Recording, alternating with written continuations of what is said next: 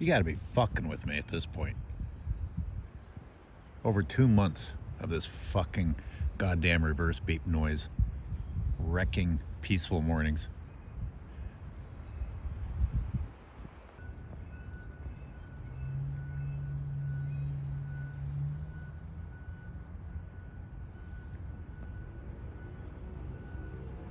Remember, this is about safety, folks, because construction workers would never know to be careful unless there was a beep constantly going.